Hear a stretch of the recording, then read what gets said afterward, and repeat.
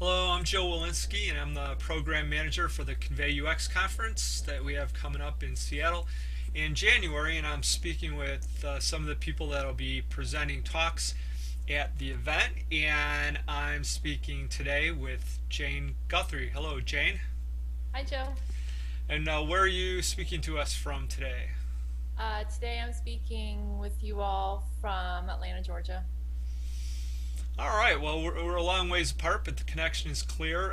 So let's get started. I thought maybe a good place to start would be for you to just talk a little bit about where you're working, the type of work that you're doing now, types of projects that you're typically involved in. Sure.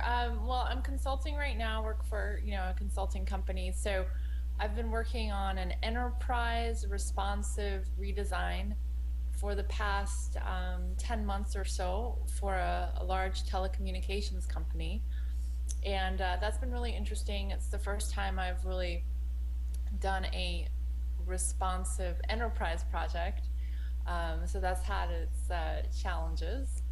Um, we have had an interesting time mostly getting all the stakeholders on board because of there are so many people being involved. So sometimes, the work is complicated. It's either, the design is hard to figure out, the information architecture, um, and how we're going to handle that. But this time, it's really been the politics, and that's been a real lesson for me. It's probably been the most complicated project I've ever worked on politically.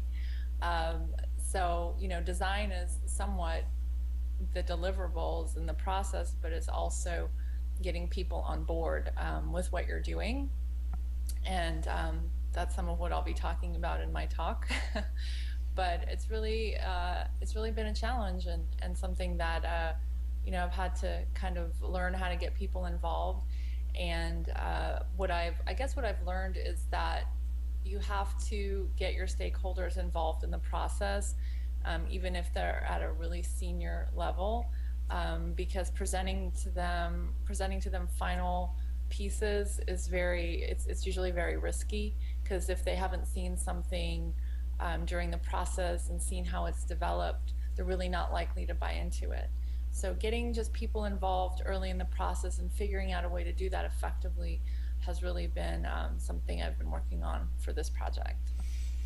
Oh, it sounds interesting, and I was just listening to I was at World Usability Day listening to a talk by Tamara Adlin, and she was talking about how important it is to make sure that the things that you're working on match the business goals of the organization and the stakeholders. But then her main point was that in a lot of cases those business goals are actually not, either they're not there, they're not really that specific, or they don't actually match up with the types of things that you're in the room talking about. And it's just kind of illuminating to hear talk about it that way, because a lot of times we just come into a project and assume that everybody there already has their goals about what they're trying to accomplish. Yeah, I mean, you're exactly right. I mean, the thing with our project is that there were no really well-defined business goals. And so we're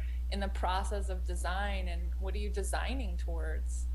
We kind of had to, unfortunately, kind of create some as we do. We ad lib, and then go through the process of looking at design iterations and thinking about what the goals might be. So it's kind of a backwards thing, but all projects are imperfect. I've never worked on a smooth project that just goes, exactly according to plan. So you just have to kind of go with it. Well, I'm sure you're always thinking about you have new design thoughts and things that you're interested in, and so I was just wondering if what some of those things might be. Are there any new exciting techniques or ideas that you're working toward? Well, I'm not working on any new exciting techniques. I would say that right now I've been doing a lot of thinking about change and just the process of how to design for change. Um, as designers, we're always asked to redesign something or imagine something new.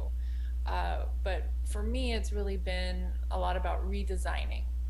and we kind of sell this work and we go into it, and we're always asked to kind of redesign everything, especially if you're maybe working with an agency or sometimes even as a consultant.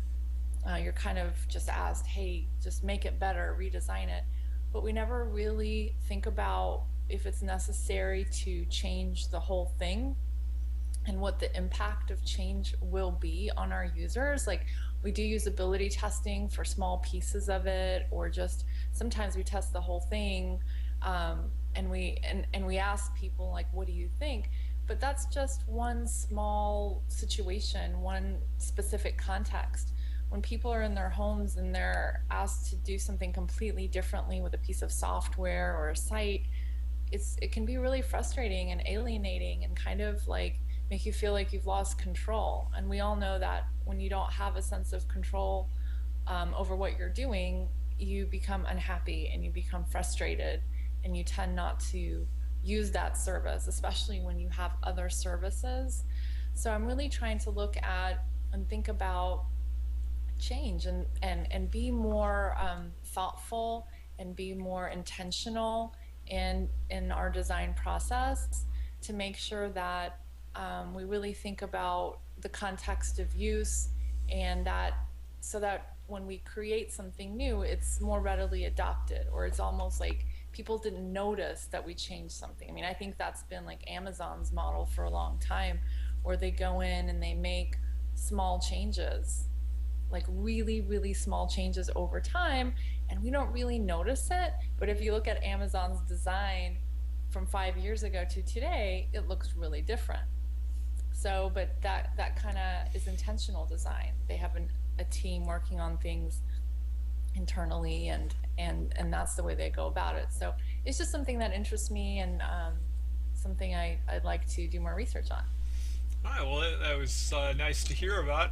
Um, your topic at the conference is how to successfully sell your UX vision. So, without going into all the details of that, kind of what's the genesis or the seed that had you putting together these ideas? Well, I've been pitching ideas for a long time, and whether you're pitching internally to your senior managers, or you're pitching to a client, you're always trying to sell an idea. And over the years, I've been thinking about the components of what makes a pitch successful, and so I kind of put together some pointers from experience, and I realized at my last agency gig that you know that it matters to have the right combination of things presented in the right way, and that's what I'm going to talk about at ConveyUX. All right, great. Well, thanks for taking a few minutes to talk with me about this. Look forward to seeing you when you get here in Seattle in a couple of months. Great, thanks, Joe. All right, thank you, Jane.